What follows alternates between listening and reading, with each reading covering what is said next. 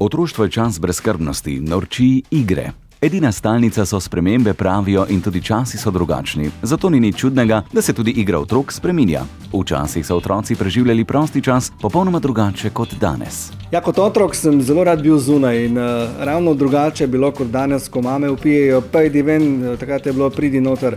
In od jutra do večera smo se igrali zunaj, najrajši po gozdovih, kjer smo se vedno igrali partizane in Nemce, s tem, da seveda iz razumljivih razlogov za Nemce je bilo malo težje dobiti soigralce, ampak v redu smo bili pa vsi partizani in potem recimo diverzirali kakšno tečno sosedo z vrečkami napolnjenimi z vodo, da smo jih dali potem razlog, da je upila še naslednjih 14 dni. Eni so kot otroci jedli mravlje, si izmišljevali povsem nove igre ali se kotalili po blatu, skakali po lužah in se ob tem nagajivo nasmihali svojim mamam, ko so se držale za glavo ob misli na pranje vseh teh strašno umazanih oblačil.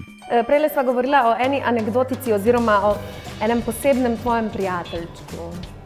Prijatelju! Ne, sej. Ne morem verjeti, da s to zdaj bom pretegnila. Ni bil glih prijatelj. Kaj mi pa skrivnosti govoriš, ko je kamera izklopljena? Ja, nikoli več, ne delajte tega, sploh ne ženskam. Ne, res je, se mi je zdelo, da je neka luknja tam, ki je bil nek jašek v starem stanovanju. In je bilo tako temno in skrivnostno, da sem jaz bil prepričan, da noter nekaj more živeti, nekaj prebivati v tistih globočinah.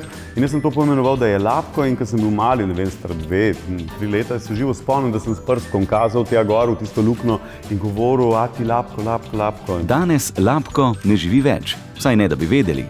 Se mi zdi, da je pač ali šel več na lovišče ali pa pač je najdel drugega prijatelja. Posebnega prijatelja, ne? No!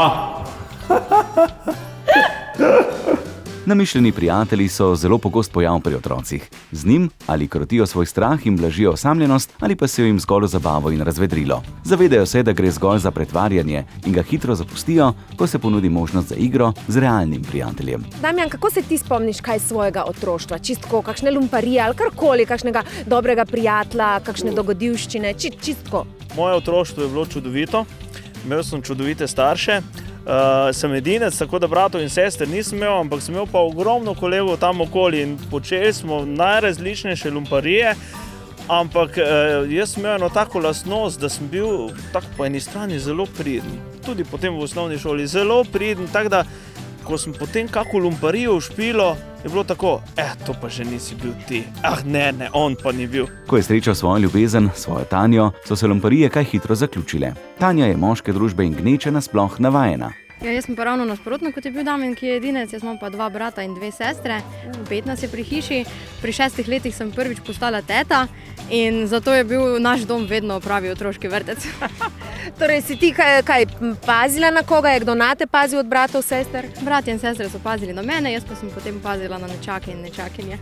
Veselo in pestro. Seveda zelo.